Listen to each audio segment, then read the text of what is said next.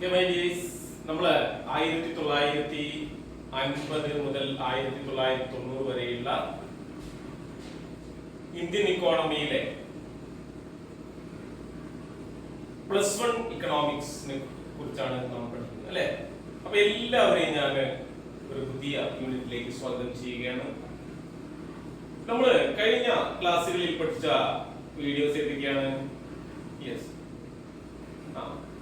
Indian economy from 1950 to 1990, 1950 മുതൽ 1990 വരെയുള്ള Indian economy. അതില് നമ്മൾ 3 ഭാഗങ്ങളായിട്ടാണ് പഠിക്കുന്നത്. ഒന്ന് അഗ്രികൾച്ചർ എന്നുള്ള ഒരു ഭാഗം, മറ്റൊന്ന് ഇൻഡസ്ട്രി, മറ്റൊന്ന് ട്രേഡ്. അപ്പൊ അഗ്രികൾച്ചർ എന്നുള്ള ഭാഗം നമ്മൾ ശരിക്കും പൂർണ്ണമായിട്ട് പഠിച്ചു കഴിഞ്ഞു. 1950 മുതൽ 1990 വരെയുള്ള ഇന്ത്യയിലെ കാർഷികപരമായിട്ടുള്ള സവിശേഷതകളെ കുറിച്ച് നമ്മൾ പഠിച്ചു കഴിഞ്ഞു. എന്തൊക്കെയായിരുന്നു ഓർമ്മയുണ്ടല്ലോ? ഫസ്റ്റ് വൺ ലാൻഡ് റിഫോംസ് നമ്മൾ പഠിച്ചു കഴിഞ്ഞു അല്ലെ. അതേ രീതിയിൽ ഗ്രീൻ റെവല്യൂഷൻ എന്ന് പഠിച്ചു കഴിഞ്ഞു. പിന്നെ നമുക്ക് സബ്സിഡിയെ കുറിച്ച്, അതിന് അനുകൂലമായിട്ടുള്ള പ്രതികൂലമായിട്ടുള്ള സബ്സിഡിയുടെ ഗുണദോഷങ്ങളെ കുറിച്ചും നമ്മൾ പഠിച്ചു കഴിഞ്ഞു. ഡിബേറ്റ് ഓവർ സബ്സിഡിയെ കുറിച്ചുള്ള വാദം അതും. ഇനി നമുക്ക് അടുത്ത 2 ഭാഗങ്ങൾ ഇൻഡസ്ട്രി ആൻഡ് ട്രേഡ്. ഇൻഡസ്ട്രിയും ട്രേഡും വളരെ ചെറിയ രീതിയിൽ നോക്കി കഴിഞ്ഞാൽ നമുക്ക് ഈ യൂണിറ്റ് നമുക്ക് അവസാനിക്കും. അപ്പൊ നമുക്ക് വരാം industry. Industry and trade. Okay, എന്താണ് ഇൻഡസ്ട്രിയുടെ പ്രാധാന്യം? ഏതൊന്നിനെ കുറിച്ച് പറയുമ്പോൾ നമ്മൾ അതിന്റെ ഒരു പ്രാധാന്യം അതെന്താണ് എന്നൊക്കെ ഒന്ന് വിവരിക്കണം. എന്താണ് ഇൻഡസ്ട്രിയുടെ പ്രാധാന്യം? നമുക്കറിയാം അല്ലെ. Industrialization is essential for economic growth and development. സാമ്പത്തികമായിട്ടുള്ള വളർച്ച വികാസങ്ങൾ കൈവരിക്കണമെങ്കിൽ ശരിക്കും വ്യവസായങ്ങൾ ആവശ്യമാണ്. And creation of permanent job അല്ലെ. ഇൻഡസ്ട്രിയിലുള്ള മറ്റൊരു ഗുണം എന്താണ്? ധാരാളം തൊഴിലവസരങ്ങൾ സൃഷ്ടിക്കും. കൃഷി ഒരു സീസണലായിട്ടുള്ള തൊഴിലാണ് സൃഷ്ടിക്കുന്നത്. അപ്പൊ വ്യവസായം കുറച്ചുകൂടി നല്ല തൊഴിലവസരങ്ങൾ സൃഷ്ടിക്കുന്നു. വ്യവസായങ്ങൾ വളർന്നു വരണം. കൃഷി എല്ലാവർക്കും തൊഴിൽ ചെയ്യാൻ പറ്റുന്ന ഒരു മേഖലയാണ്. കൃഷിക്ക് ഒരുപാട് ഗുണങ്ങൾ പറയുന്നുണ്ട് അല്ലെ. പക്ഷെ കൃഷി കൃഷിൻ്റെതായിട്ടുള്ള തൊഴിലവസരങ്ങൾ കുറയുമ്പോൾ, കാർഷിക മേഖലയിൽ ജനങ്ങൾ സമ്മർദ്ദം കൂടുമ്പോൾ ആ ജനങ്ങളെ സ്വീകരിക്കാനുള്ള കഴിവ് വ്യവസായിക മേഖലയ്ക്ക് ഉണ്ടാവും. അതായത് വ്യവസായ മേഖലയ്ക്ക് ധാരാളം തൊഴിലവസരങ്ങൾ സൃഷ്ടിക്കാൻ കഴിയും അല്ലെ. So this is the reason industrialization is given an importance in policy formulation and planning. അതുകൊണ്ടാണ് നമ്മുടെ ഈ പ്ലാനിംഗിലെ 1950 മുതൽ നമ്മൾ പ്ലാനിംഗ് ആരംഭിച്ചു കഴിഞ്ഞപ്പോൾ നമ്മൾ പല പദ്ധതികളിലും പോളിസി ഫോർമുലേഷൻസിലും പ്ലാനിംഗിലും നയരൂപീകരണത്തിലും പദ്ധതികളിലും ഒക്കെ നമ്മൾ വ്യവസായവൽക്കരണത്തെ കൂടുതൽ നമ്മൾ ആശ്രയിച്ച് കൂടുതൽ പ്രാധാന്യം നൽകിയത് കൊണ്ടാണ്. ഇപ്പോ ഈ വ്യവസായങ്ങൾ വളർന്നെങ്കിൽ മാത്രമേ രാജ്യത്ത് തൊഴിലവസരങ്ങൾ സൃഷ്ടിക്കാനും അതേ രീതിയിൽ സാമ്പത്തിക വളർച്ച കൈവരിക്കാനും നമ്മുടെ ദാരിദ്ര്യം നിർമ്മാർജ്ജനം ചെയ്യുവാനും ഇങ്ങനെയൊക്കെയുള്ള കാര്യങ്ങൾക്ക് സാധിക്കുകയുള്ളൂ എന്നതുകൊണ്ട് തന്നെയാണ്. By the time of independence അല്ലെ, നമുക്ക് സ്വാതന്ത്ര്യം കിട്ടിയ സമയത്തിലേക്ക് വരാം. സ്വാതന്ത്ര്യം കിട്ടിയ സമയത്ത് ഇന്ത്യയുടെ അവസ്ഥ എന്തായിരുന്നു? 1950 മുതലല്ലേ നമ്മൾ പഠിക്കുന്നത്. ആ സമയത്തുള്ള ഇന്ത്യയുടെ അവസ്ഥ എന്തായിരുന്നു? വളരെയധികം വ്യാവസായിക മേഖല ഒന്നും ഇല്ലാത്ത ഒരു രീതിയിലുള്ള ഒരു അവസ്ഥ അല്ലെ. അതായത് വളരെ കുറച്ച് മാത്രം വ്യവസായങ്ങൾ, cotton industry, cotton textiles, jute industry, steel industry, ഇങ്ങനെയുള്ള കുറച്ച് വ്യവസായങ്ങൾ മാത്രം അല്ലെ. ജൂട്ട് ശരിക്കും കോട്ടണും ജൂട്ടുമാണ് ആദ്യമായിട്ട് വികസിച്ചു വന്നത് അല്ലെ. Jute developed, cotton and jute had developed in India in the early time in 1950 at the time of independence. പിന്നീട് വളരെ പ്രധാനപ്പെട്ട 2 അയൺ ആൻഡ് സ്റ്റീൽ ഇൻഡസ്ട്രീസ് വളർന്നു വന്നു. ഏതൊക്കെയാണ് iron and steel industries? First one is Jamshedpur and the other one is in Kolkata. ഒന്ന് ജംഷഡ്പൂരിലും മറ്റൊന്ന് കൊൽക്കത്തയിലും വലിയ iron and steel ഇരുമ്പ് നിർമ്മാണ വലിയ വ്യവസായങ്ങൾ ഉയർന്നു വന്നു. അപ്പൊ ഇങ്ങനെ ഇൻഡസ്ട്രി ഇങ്ങനെ വളർന്നു വരികയാണ്. ഇങ്ങനെ ഉയർന്ന് ഓരോന്നായിട്ട് ഇങ്ങനെ ഇൻഡസ്ട്രീസ് വരുന്നു അല്ലെ. അതിനനുസരിച്ച് നമ്മുടെ രാജ്യം ഇങ്ങനെ വളർച്ചയും വികാസവും കൈവരിച്ചുകൊണ്ടിരിക്കും. പക്ഷെ ഇങ്ങനെയൊക്കെ ഉണ്ടായെങ്കിലും ഇതൊന്നും പോരാ. മറ്റു രാജ്യങ്ങളുമായിട്ട് തട്ടിച്ചു നോക്കുമ്പോൾ, മറ്റു വ്യവസായികപരമായിട്ടുള്ള ഡെവലപ്ഡ് ആയിട്ടുള്ള രാജ്യങ്ങളുമായിട്ട് തട്ടിച്ചു നോക്കുമ്പോൾ ഇതൊന്നും പോരാ നമുക്ക്. But we need to speed up the industrialization. അല്ലെ? നമുക്ക് ഇൻഡസ്ട്രിയലൈസേഷൻ സ്പീഡ് ചെയ്യാനുണ്ട് to achieve the fast growth, and development. അല്ലെ? പെട്ടെന്ന് വളർച്ചയും വികാസമൊക്കെ കൈവരിക്കണമെങ്കിൽ നമ്മളിങ്ങനെ ഒച്ചിനെ പോലെ ഇഴഞ്ഞു നീങ്ങിയാൽ പോരാ. നമുക്ക് കുറച്ചുകൂടി സ്പീഡപ്പ് ആയിട്ട് ധാരാളം വ്യവസായങ്ങൾ സ്ഥാപിച്ചെങ്കിലേ ധാരാളം തൊഴിലവസരങ്ങൾ സൃഷ്ടിക്കാൻ പറ്റുള്ളൂ, ധാരാളം ഉൽപ്പന്നങ്ങൾ നിർമ്മിക്കാൻ പറ്റുള്ളൂ, ധാരാളം ട്രേഡ് നമുക്ക് കച്ചവടം നമ്മുടെ ഇമ്പോർട്ട് നമുക്ക് കുറക്കാൻ പറ്റുള്ളൂ, നമുക്ക് എക്സ്പോർട്ട് ചെയ്യാൻ പറ്റുള്ളൂ. അപ്പൊ ഇങ്ങനെയുള്ള സാഹചര്യങ്ങൾ ഉണ്ടാക്കിയെങ്കിലേ നമ്മുടെ രാജ്യത്തിന്റെ വികസനം സാധ്യമാവുകയുള്ളൂ. So we have to speed up industrialization to achieve the fast growth and development. അപ്പൊ നമുക്ക് ആദ്യം തന്നെ സ്വതന്ത്രമായതിനു ശേഷം 1950 ആ സമയത്ത് സ്വതന്ത്രമായ ഗവൺമെന്റിന്റെ എന്തൊക്കെ ഉത്തരവാദിത്തങ്ങളാണ് അവർ ചെയ്തതെന്ന് നോക്കാം അല്ലെ. So public and private sectors in Indian industrial development, ഇന്ത്യയുടെ വ്യാവസായിക വികസനത്തിലെ പബ്ലിക്കിന്റെയും പ്രൈവറ്റിന്റെയും സെക്ടറുകളെ കുറിച്ച് നമുക്ക് നോക്കാം. രണ്ട് സെക്ടറുകൾ വളരെ പ്രധാനമായിട്ടുണ്ട് അല്ലെ. ഇന്ത്യ ഒരു മിക്സഡ് ഇക്കോണമിയാണ്, അതുകൊണ്ട് തന്നെ പബ്ലിക് സെക്ടർ ഉണ്ട്, പ്രൈവറ്റ് സെക്ടർ ഉണ്ട്. So two questions arise here. What should be the role of the public sector in industrialization in India? What should be the role of the public sector in industrialization in India? ഇന്ത്യയിലെ വ്യവസായവൽക്കരണത്തിൽ ധാരാളം വ്യവസായങ്ങൾ വളർന്നു വരുന്നതിൽ പൊതുമേഖലയുടെ role എന്താണ് എന്ന് നമ്മൾ പഠിക്കണം. നമ്മൾ ഇൻഡസ്ട്രിയലൈസേഷൻ പഠിക്കാനുള്ള എന്താണ്? ഒന്ന് പൊതുമേഖലയുടെ റോൾ എന്താണ്, പബ്ലിക് സെക്ടർ ഗവൺമെന്റിന്റെ റോൾ എന്താണ്. രണ്ടാമത്തെ കാര്യം, what should be the role of the private sector in India? So what should be the role of in industrialization the private sector in India? ഇന്ത്യയിൽ പ്രൈവറ്റ് സെക്ടറിൽ ഇങ്ങനെ വ്യവസായം വളർന്നു വരുന്ന വ്യവസായവൽക്കരണത്തിൽ വ്യവസായ നയങ്ങളുടെ രൂപീകരണത്തിൽ പ്രൈവറ്റ് സെക്ടറിന്റെ സ്വകാര്യ മേഖലയുടെ പങ്ക് എന്താണ്? ഇവിടെ നമ്മൾ നേരത്തെ പഠിച്ചു നമ്മുടെ ഒരു മിക്സഡ് ഇക്കോണമിയാണ്. പബ്ലിക് സെക്ടർ ഉണ്ട്, പ്രൈവറ്റ് സെക്ടർ ഉണ്ട്, ക്യാപിറ്റലിസം ഉണ്ട്, സോഷ്യലിസം ഉണ്ട്. അതുകൊണ്ട് രണ്ട് സെക്ടർ ഉണ്ട്. അതുകൊണ്ട് ഈ രണ്ട് സെക്ടറുകളുടെയും റോള് നോക്കണം. നമ്മളൊരു മുതലാളിത്ത രാജ്യമാണെങ്കിൽ പ്രൈവറ്റ് സെക്ടർ മാത്രമേ ഉള്ളൂ, അപ്പൊ അത് മാത്രം നോക്കിയാൽ മതി. ഇവിടെ പ്രൈവറ്റ് സെക്ടറിന്റെയും പബ്ലിക് സെക്ടർ രണ്ടിന്റെയും റോള് നമ്മൾ എന്താണെന്ന് നമ്മൾ മനസ്സിലാക്കുക. അതാണ് നമ്മുടെ ഇൻഡസ്ട്രി നമ്മളെ കുറിച്ച് പഠിക്കാറുള്ളത്, ഇൻഡസ്ട്രിയെ കുറിച്ച് പഠിക്കാറുള്ളത്. ഓക്കെ, അപ്പൊ നമുക്ക് വരാം. അപ്പൊ ഇത് ശരിക്കും എന്താണ്? This is an ideological and policy issue. ഇത് രണ്ടും ശരിക്കും ഒരു പബ്ലിക് സെക്ടറിന്റെയും പ്രൈവറ്റ് സെക്ടറിന്റെയും ഒരു ആശയപരമായിട്ടുള്ള അല്ലെങ്കിൽ നയപരമായിട്ടുള്ള ഒരു സംഗതിയാണ് അല്ലെ, ഒരു പ്രശ്നമാണ്. In socialist countries the state plays the leading role in industrialization. നമുക്കറിയാം സോഷ്യലിസ്റ്റ് രാജ്യങ്ങളിലൊക്കെ ഇത്തരത്തിലുള്ള വ്യവസായങ്ങളൊക്കെ കാര്യമായിട്ട് നിയന്ത്രിക്കുന്നത് രാജ്യമായിരിക്കും, ഗവൺമെന്റ് ആയിരിക്കും സോഷ്യലിസ്റ്റ് രാജ്യങ്ങളിൽ. ക്യാപിറ്റലിസ്റ്റ് കൺട്രീസിലോ, in capitalist countries the market plays the leading role. മാർക്കറ്റിനായിരിക്കും വളരെ പ്രധാനപ്പെട്ട റോൾ. എന്ന് പറഞ്ഞാൽ സ്വകാര്യ വ്യക്തികൾ ഉൽപ്പാദിപ്പിക്കുന്നു, മാർക്കറ്റിൽ വെച്ച് അത് കൺസ്യൂമേഴ്സ് വാങ്ങുന്നു. അപ്പൊ സ്വകാര്യ വ്യക്തികൾക്ക് എന്തെങ്കിലും ഉണ്ടാക്കാൻ കഴിയില്ല, കൺസ്യൂമേഴ്സിന് എന്തെങ്കിലും വാങ്ങാൻ കഴിയില്ല. ഈ രണ്ടുപേരും കൂടി ഡിമാൻഡ് സപ്ലൈ, മാർക്കറ്റിൽ എന്താണോ ഡിമാൻഡ് ഉള്ളത്, എന്താണോ അവർ സപ്ലൈ ചെയ്യുന്നത്, അങ്ങനെ മാർക്കറ്റാണ് തീരുമാനിക്കുന്നത്. ഇൻ ക്യാപിറ്റലിസ്റ്റ് കൺട്രീസ് അല്ലെ, മുതലാളിത്തത്തില് മാർക്കറ്റ് തീരുമാനിക്കും, മാർക്കറ്റിന്റെ റോളാണ്. പൈസ ക്യാഷ് കൊടുത്ത് വാങ്ങണം എന്നർത്ഥം. സോഷ്യലിസത്തില് ഗവൺമെന്റ് ഓർ സ്റ്റേറ്റ് പ്ലേസ്, സ്റ്റേറ്റിനാണ് ഏറ്റവും വലിയ റോൾ. ഓക്കെ, അപ്പൊ ഇന്ത്യയിലാണെങ്കിലോ, ഇന്ത്യയിൽ ഇത് രണ്ടുണ്ടെന്നാണ് പഠിച്ചത് അല്ലേ. മിക്സഡ് ഇക്കോണമിയാണ്. In India industrialization after independence, സ്വതന്ത്രത്തിന് ശേഷം ഇന്ത്യയില് was led by the state. ഏറ്റവും കൂടുതൽ പ്രാധാന്യം സ്റ്റേറ്റിനാണ് കിട്ടിയത്. സ്വകാര്യ വ്യക്തികൾക്ക് ഇല്ല എന്ന് പറയാൻ പറ്റില്ല, കാരണം മിക്സഡ് ഇക്കോണമി ആയിരുന്നു. പക്ഷേ ഏറ്റവും കൂടുതൽ സ്വാതന്ത്ര്യത്തിന് ശേഷം നമ്മുടെ സ്റ്റേറ്റ് ആണ് ഇൻഡസ്ട്രിയലൈസേഷനെ നയിച്ചത്. അതിനുള്ള കാരണങ്ങൾ എന്തെല്ലാമായിരുന്നു, അതാണ് നമ്മൾ അവിടെ പഠിക്കേണ്ടത്. അപ്പൊ നിങ്ങൾ നോട്ട് തയ്യാറാക്കുമ്പോൾ ഇവിടെ നിന്ന് അങ്ങോട്ട് എഴുതാം. In India industrialization after independence was led by the state because. അതിന്റെ കാരണങ്ങൾ വ്യക്തമായിട്ട്. ഫസ്റ്റ് വൺ, അങ്ങനെ സ്റ്റേറ്റ് നമ്മുടെ ഒരു മിക്സഡ് ഇക്കോണമിയാണ്, സ്വകാര്യ വ്യക്തികൾക്കും അധികാരങ്ങൾ ഉള്ള രാജ്യമാണ്. എന്നിട്ടും ഇവിടെ സ്റ്റേറ്റ് ആണ് നമ്മളെ ഇൻഡസ്ട്രിയലൈസേഷൻ, വ്യവസായവൽക്കരണത്തെ, വ്യവസായങ്ങൾ ഉണ്ടാക്കുന്നതിനെ, വ്യവസായങ്ങൾ സ്ഥാപിക്കുന്നതിനെ, വ്യവസായത്തിന്റെ നിയമങ്ങളെയൊക്കെ നയിച്ചത് സ്റ്റേറ്റ് ആണ്, ഗവൺമെന്റ് ആണ്. എന്തുകൊണ്ടാണ് പ്രൈവറ്റിനെക്കാളും സ്റ്റേറ്റ് തന്നെ ഇത്തരത്തിലുള്ള വ്യവസായങ്ങൾ തുടങ്ങാനുണ്ടായ കാരണം? അതാണ് നമ്മൾ പഠിക്കേണ്ടത്. First one, okay.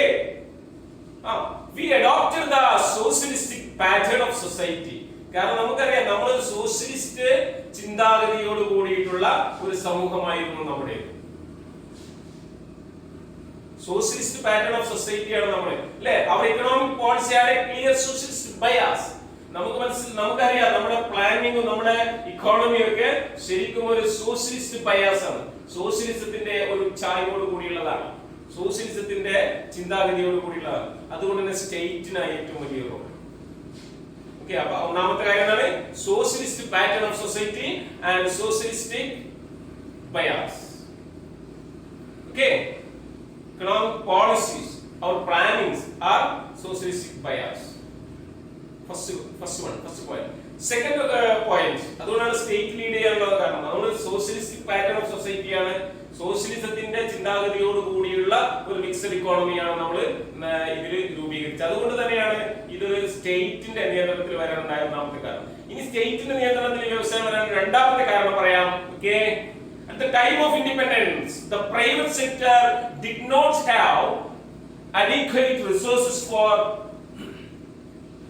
massive investment. അല്ലേ?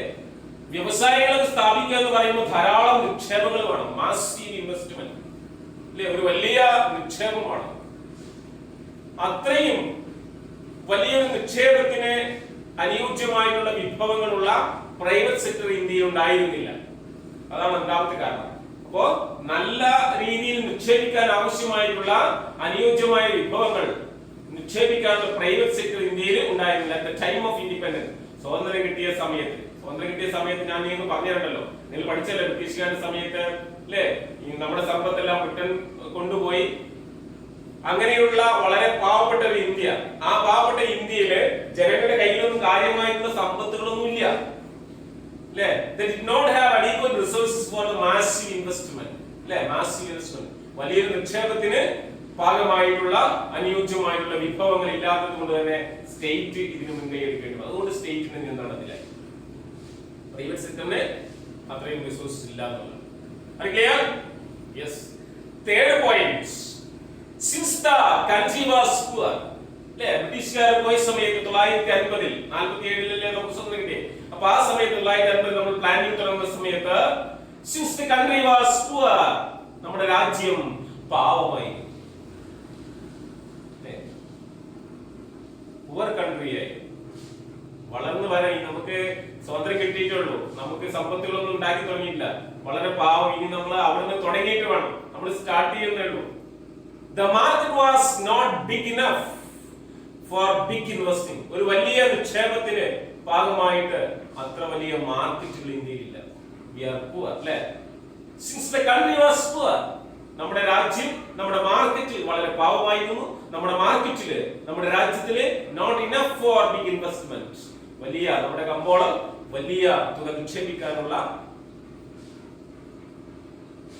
ഒരു കമ്പോള വ്യവസ്ഥിതി നമുക്കില്ലായിരുന്നു. അതുകൊണ്ടാണ് മുതലാളിത്ത വ്യവസ്ഥിതി നമുക്ക് ഇല്ലായിരുന്നു. അതുകൊണ്ടാണ് അതിനെ സ്റ്റേറ്റ് തന്നെ മുൻകൈ എടുത്തത്. അപ്പൊ 3 പോയിന്റുകൾ മനസ്സിലായല്ലോ, ഓർത്ത് വെക്കുക. എന്നാൽ നമ്മളിവിടെ മനസ്സിലാക്കേണ്ട കാര്യം, even though the industrialization was led by the public sector, the private sector also was allowed to play an important role. എന്നിരുന്നാലും നമുക്ക് മനസ്സിലാക്കാനുള്ള കാര്യം എന്താണ്? പബ്ലിക് സെക്ടർ മാത്രമല്ല പ്രൈവറ്റ് സെക്ടറിനും ഒരു വലിയ പ്രാധാന്യം ഇന്ത്യയിലുണ്ട് എന്നുള്ളതാണ്. The role of the state and the market is laid down in the industrial policy. നമ്മുടെ തുടർന്നുള്ള വ്യവസായ നയങ്ങളിലൊക്കെ സ്റ്റേറ്റിന്റെയും മാർക്കറ്റിന്റെയും നയങ്ങളുണ്ട്. മാർക്കറ്റ് മീൻസ് പ്രൈവറ്റ്, അല്ലേ? Capitalism, state means socialism. അപ്പൊ നമ്മുടെ mixed ഇക്കോണമിയിൽ it was allowed to play an important role, the role of the state. സ്റ്റേറ്റിന്റെ role ഉണ്ട്. and the മാർക്കറ്റിലും role ഇന്ത്യയിൽ നമുക്ക് കാണാൻ പറ്റും. Industrial policy. അപ്പൊ നമുക്ക് ഇൻഡസ്ട്രിയൽ പോളിസിയിലേക്ക് വരാം. വളരെ പ്രധാനപ്പെട്ട ഒരു ഇൻഡസ്ട്രിയൽ പോളിസിയിലേക്ക് നമുക്ക് വരാം. അപ്പൊ നിങ്ങൾ ഈ 3 വളരെ പ്രധാനപ്പെട്ട പോയിന്റുകൾ നിങ്ങൾ മനസ്സിലാക്കി വെക്കുക. എന്തുകൊണ്ടാണ് സ്റ്റേറ്റിന്റെ അധീനതയിൽ തന്നെ നമ്മൾ വ്യവസായം തുടങ്ങിയത്, എന്തായിരുന്നു വ്യവസായത്തിന്റെ പ്രാധാന്യം എന്നൊക്കെ മനസ്സിലാക്കി വളരെ സിമ്പിൾ ആയിട്ട് ഈ 3 പോയിന്റുകളും അതിന് തൊട്ട് മുമ്പുള്ള ഞാൻ നിങ്ങളോട് പറഞ്ഞ ആ കാര്യങ്ങളൊക്കെ നിങ്ങൾ എഴുതുക, നോട്ടിൽ തയ്യാറാക്കുക. ഓക്കെ, ഇനി നമുക്ക് അടുത്ത ഒരു ഭാഗത്തേക്ക് പോകാം, വളരെ പ്രധാനപ്പെട്ട ഒരു വ്യവസായ നയത്തിലേക്ക്. ഓക്കെ, ഓക്കെ മൈനീസ്, ഏതാണ് നമ്മുടെ അടുത്ത ഭാഗം നമുക്ക് പഠിക്കാനുള്ള വ്യവസായം എന്ന് നിങ്ങൾക്ക് അറിയാമോ? 1956 വ്യവസായം. Industrial policy resolution 1956. 1956 വ്യവസായിക നയം, സ്വാതന്ത്ര്യത്തിന് ശേഷമുള്ള. നമുക്ക് പറയാം അല്ലെ, after independence India adopted the commanding heights principle. ഒരു ഉന്നത മേധാവിത്വ തത്വത്തിലൂടെയാണ് ഇന്ത്യ സ്വാതന്ത്ര്യത്തിന് ശേഷം ഇൻഡസ്ട്രിയലൈസേഷന് വേണ്ടി സ്വീകരിച്ചത്. Industrialization commanding heights principle. അപ്പൊ നിങ്ങൾ പഠിക്കേണ്ട ഈ കമാൻഡിംഗ് ഹൈറ്റ്സ് പ്രിൻസിപ്പിൾ അത് ഉന്നത മേധാവിത്വ തത്വമാണ്.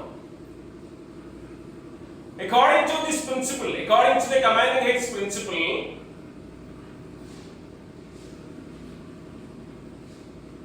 the commanding heights of the economy, ഒരു സമ്പദ് വ്യവസ്ഥയുടെ ഉന്നതമായിട്ടുള്ള മേധാവിത്വം അല്ലെ, ബേസിക് ആൻഡ് കീ ഇൻഡസ്ട്രീസ്, ഏറ്റവും ബേസിക് ആൻഡ് കീ ഇൻഡസ്ട്രീസ് ഏതൊക്കെയാണ്? നമ്മുടെ അടിസ്ഥാനപരമായിട്ടുള്ള ഇൻഡസ്ട്രി, നമ്മുടെ key industry.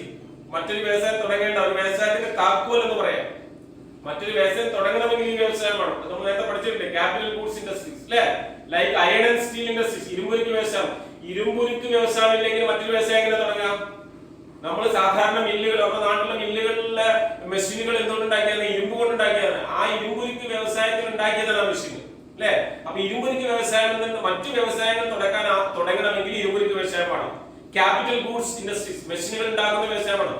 ഇരുമ്പുരുക്കണം, ഇരുമ്പുരുക്കിയിട്ട് ഇരുമ്പുകളാക്കിയിട്ട് മെഷീനുകളാക്കുന്ന capital goods industries അതും വേണം. അങ്ങനെ ഇരുമ്പുരുക്ക് വ്യവസായം, ക്യാപിറ്റൽ ഗൂഡ്സ് വ്യവസായം, ഇതിനെയാണ് നമ്മൾ ബേസിക് ആൻഡ് കീ ഇൻഡസ്ട്രീസ് എന്ന് പറയുന്നത്. മറ്റു വ്യവസായങ്ങൾ ആവശ്യമായിട്ടുള്ള കീ ഇൻഡസ്ട്രീസ്. കീ എന്ന് പറഞ്ഞാൽ നമുക്കറിയാം, കീ എന്താണ്? ചാവിയാണ്, താക്കോലാണ്. മറ്റു വ്യവസായം തുടങ്ങണമെങ്കിൽ ഈ വ്യവസായം വേണം. നമ്മുടെ നാട്ടിലുള്ള ഒരു മില്ല്, നെല്ല് കുത്തുന്ന ചെറിയ മില്ല് ആണെന്ന് വെക്കുക, അല്ലെങ്കിൽ ചെറിയ ഒരു വ്യവസായങ്ങൾ, എന്താ പറയാ, ഒരു തീപ്പെട്ടി ഉണ്ടാക്കുന്ന വ്യവസായങ്ങൾ, അല്ലെ ഫ്ലൈവുഡ് ഉണ്ടാക്കുന്ന വ്യവസായം, അവിടെയൊക്കെ ചെറിയ ചെറിയ മെഷീനറീസ് ഉണ്ടാവും. ഈ മെഷീനറീസ് എങ്ങനെ ഉണ്ടാക്കുന്നത്? ഈ മെഷീനറീസ് ഉണ്ടാവണമെങ്കിൽ അതിന്റെ ഏറ്റവും കീ ഇൻഡസ്ട്രീസ് ആയിട്ടുള്ള ക്യാപിറ്റൽ ഗൂഡ് ഇൻഡസ്ട്രി ഉണ്ടാവണം. അതായത് മെഷീനറി ഉണ്ടാക്കുന്ന വ്യവസായം വേണം. ക്യാപിറ്റൽ ഗൂഡ് ഇൻഡസ്ട്രി, മെഷീനറികൾ ഉണ്ടാക്കുന്ന, ടൂൾസ് ഉണ്ടാക്കുന്ന, ഉപകരണങ്ങൾ ഉണ്ടാക്കുന്ന വ്യവസായത്തെ നമ്മൾ ക്യാപിറ്റൽ ഗൂഡ്സ് ഇൻഡസ്ട്രീസ് എന്ന് പറയുന്നത്. അതിന് ഇരുമ്പുരുക്ക് വ്യവസായം വേണം അല്ലെ, അയൺ ആൻഡ് സ്റ്റീൽ. ഇരുമ്പ് കൊണ്ട് ഉണ്ടാക്കണമെങ്കിൽ ആദ്യം ഇരുമ്പ് നമുക്ക് കിട്ടിയത് ഉരുക്കി ഇരുമ്പാക്കി മാറ്റണ്ടേ? നമുക്ക് ഇരുമ്പ് നേരിട്ട് കിട്ടുമോ? ഇല്ല. അപ്പോ അത്തരത്തിലുള്ള വ്യവസായങ്ങൾ, ഓക്കെ മനസ്സിലായല്ലോ, will be owned and operated by the government. അപ്പൊ ഇതൊക്കെ ഗവൺമെന്റ് ആണ് ഉടമസ്ഥതയിലും, ഗവൺമെന്റ് ആണ് ഇത് ഓപ്പറേറ്റ് ചെയ്തത്. നടത്തിപ്പും ഉടമസ്ഥയൊക്കെ ഗവൺമെന്റ് ആയിരുന്നു എന്നുള്ളതാണ് കമാൻഡിംഗ് ഹൈറ്റ്സ് പ്രിൻസിപ്പിൾ. ഇത്തരത്തിലുള്ള കീ ആൻഡ് ബേസിക് ഇൻഡസ്ട്രീസിന്റെ ഓൺ ആൻഡ് ഓപ്പറേറ്റ്സ് അല്ലെ, ഉടമസ്ഥാവകാശം, നടത്തിപ്പാവകാശം ഒക്കെ ഗവൺമെന്റിൽ നിശ്ചിതമായിട്ടുള്ള ഒരു വ്യവസായ നയം. ക്ലിയർ? യെസ്. അപ്പൊ ഇത് സെക്കൻഡ് 5 ഇയർ പ്ലാൻസിലാണ് വരുന്നത്. 1956 951 to 55 56 വരെ ഫസ്റ്റ് 5 ഇയർ പ്ലാൻ. പിന്നെ 56 മുതൽ second 5 year plan. So the second 5 year plan which was based on the commanding heights principle. ഈ commanding heights principle second 5 year പ്ലാൻസിലാണ് ഉന്നത മേധാവിത്വ തത്വം ശരിക്കും ബേസ് ആവുന്നത്, വരുന്നത് അല്ലേ. IPR 1956, industrial policy resolution IPR 1956 അല്ലേ, 1956 വ്യവസായ നയം. Classified in industries into 3. അപ്പോൾ 3 രീതിയിലാണ് ഇൻഡസ്ട്രീസ് ഇൻടു 3. ഏതൊക്കെയാണെന്ന് നോക്കാം. 3 രീതിയിലുള്ള വ്യവസായങ്ങളായിട്ടാണ് വേർതിരിച്ചത്. ഏതൊക്കെയാണെന്ന് നോക്കാം കേട്ടോ. നിങ്ങൾ വളരെ ക്ലിയർ ആയിട്ട് പഠിക്കുക. ഒന്ന്, first one, industries exclusively owned by the state. Industries exclusively owned by the state, മുഴുവനായിട്ടും സ്റ്റേറ്റിന്റെ നിയന്ത്രണത്തിലുള്ള വ്യവസായങ്ങൾ. ഫസ്റ്റ് ഒന്നാമത്തെ വ്യവസായം 1956 വ്യവസായ നയത്തിൽ പറയുന്ന ഒന്നാമത്തെ രീതിയിലുള്ള വ്യവസായം ഏതാണ്? ആ സ്റ്റേറ്റിന്റെ മാത്രം നിയന്ത്രണത്തിലുള്ള വ്യവസായങ്ങൾ. Second one, industries in which the private sector can coexist with public sector.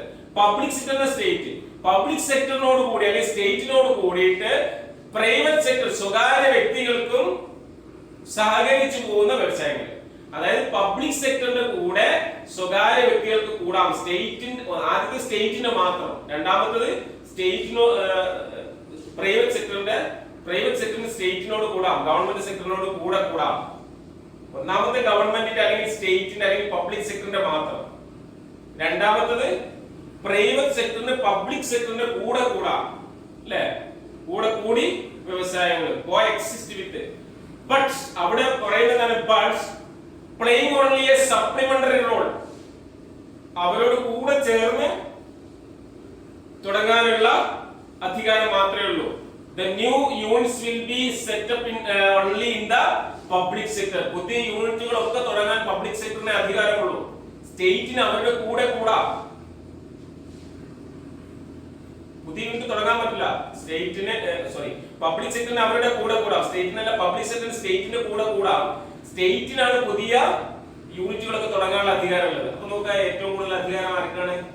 വ്യവസായം അനുസരിച്ച് ഒന്നാമത്തെ സ്റ്റേറ്റിന്റെ മാത്രം, രണ്ടാമത്തെ സ്റ്റേറ്റ് തുടങ്ങി, അല്ലെ? പ്രൈവറ്റ് സെക്ടറിന് അവരോട് കൂടാം, പക്ഷെ പുതിയതൊക്കെ സ്റ്റേറ്റിന് തുടങ്ങാൻ പറ്റുള്ളൂ. തുടങ്ങിയതിൽ പബ്ലിക്കിനോട് കൂടാം, കോഎക്സിസ്റ്റ് വിത്ത് പബ്ലിക് സെക്ടർ. അപ്പൊ പബ്ലിക് സെക്ടറിനാണ് ഏറ്റവും കൂടുതൽ പ്രാധാന്യമുള്ളത്, അല്ലെ? ഇനി മൂന്നാമത്തെ നോക്കാം, 3 റിമൈനിങ് ഇൻഡസ്ട്രീസ്. ഇനി ബാക്കിയുള്ള വ്യവസായങ്ങൾ completely left to the private sector. Private സെക്ടറിന്റെ മാത്രമാണ്, പ്രൈവറ്റ് സെക്ടർക്ക് മാത്രം തുടങ്ങാനുള്ളത്. ബട്ട് അവിടെ നോക്കാം എന്താണ്? But they will be controlled and regulated by the state. അവിടെയും സ്റ്റേറ്റിന്റെ നിയന്ത്രണവും അധികാരവും ഉണ്ട്. അവിടെ സ്റ്റേറ്റ് നിയന്ത്രിക്കും, കൺട്രോൾ ചെയ്യും, അല്ലെ? സ്റ്റേറ്റിന്റെ നിയന്ത്രണത്തോട് കൂടിയിട്ട് this control and regulation is called the license. This control was exercised through licensing, അല്ലെ? ഈ സ്റ്റേറ്റ് എങ്ങനെയാണ് പ്രൈവറ്റുകാരെ കൺട്രോൾ ചെയ്തത്? ലൈസൻസിങ്ങിലൂടെയാണ്. So this control and regulation is called the licensing. What do you mean by a licensing? The control and regulation of the public sector or the state is called the licensing. എന്തിനാണ് licensing? To promote the regional balance, regional equality, അല്ലെ? Regional ആയിട്ടുള്ള local ഏരിയയിലൊക്കെ വ്യവസായം തുടങ്ങാൻ എല്ലാവരും നഗരങ്ങളിൽ വ്യവസായങ്ങൾ തുടങ്ങും. അപ്പോ അവിടെ ലൈസൻസ് കൊടുക്കൂല, സ്റ്റേറ്റ് ഇടപെടും. എന്താ ലൈസൻസിംഗ് എന്നാൽ? സ്റ്റേറ്റിന്റെ കൺട്രോൾ, സ്റ്റേറ്റിന്റെ ഇടപെടൽ, സ്റ്റേറ്റിന്റെ റെഗുലേഷൻ, അല്ലെ? നഗരപ്രദേശങ്ങൾ മാത്രം കൊടുക്കാതെ ഗ്രാമപ്രദേശങ്ങളിൽ വ്യവസായ യൂണിറ്റുകൾ തുടങ്ങാൻ വേണ്ടി ലൈസൻസ് കൊടുക്കുക, നഗരപ്രദേശങ്ങൾ കൊടുക്കാതിരിക്കുക. എന്തിനു വേണ്ടിയിട്ടാണ്? റീജിയണൽ ബാലൻസ്, ഗ്രാമപ്രദേശങ്ങൾ കൂടി ഉയർന്നു വരാൻ വേണ്ടിയിട്ടാണ്. നഗരങ്ങളിൽ കൊടുക്കുമ്പോൾ നഗരങ്ങൾ വീണ്ടും ഉയർന്ന് നഗരങ്ങളിലുള്ള മുതലാളിത്തം ഇങ്ങനെ വളരും, അല്ലേ? നഗരപ്രദേശങ്ങൾ മാത്രം വളരും, ഗ്രാമപ്രദേശങ്ങൾ താഴെ പോകും. അതുകൊണ്ട് ഈ രാജ്യത്തെ സമത്വം ഇല്ലാതാവും. അപ്പൊ ഈ സമത്വം ഉണ്ടാവാൻ വേണ്ടിയിട്ട് ഗ്രാമപ്രദേശങ്ങളിലെ റീജിയണൽ, അല്ലെ, റൂറൽ ഏരിയാസില്, പിന്നോക്ക പ്രദേശങ്ങളിൽ വ്യവസായം തുടങ്ങാൻ ലൈസൻസ് കൊടുക്കുക. അപ്പൊ ഗവൺമെന്റ് ലൈസൻസ് കൊടുത്തു എന്നുള്ളത് നല്ലൊരു കാര്യമായിട്ട് നമുക്ക് പറയാം, അങ്ങനെ ചിന്തിക്കുമ്പോൾ, അല്ലെ? By set up industries the backward regions, backward ആയിട്ടുള്ള ഏരിയയിൽ തുടങ്ങും എന്നുള്ളത്. അപ്പൊ നിങ്ങളോട് പരിചയം what you mean by licence. Licence is the control and regulation of the state is called licence. What is the achievements or merits of the licence? ലൈസൻസിന്റെ merit എന്താണ്? The government promotes balanced regional growth, regional equality. The industries set up the backward regions. Backward regions. Licenses were also required to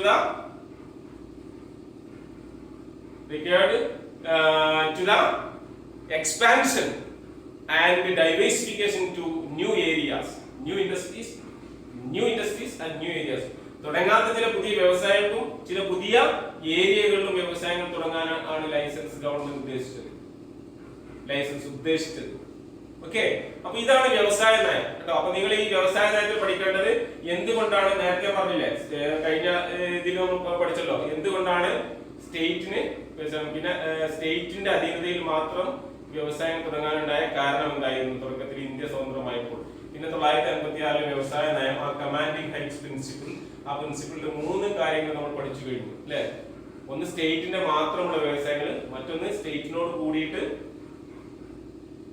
private സെക്ടറിനും കൂടി തുടങ്ങാനുള്ള വ്യവസായങ്ങൾ, മൂന്നാമത് private സെക്ടറിന്റെ മാത്രം വ്യവസായങ്ങൾ, പക്ഷെ അവിടെ സ്റ്റേറ്റ് കൺട്രോൾ ചെയ്യും.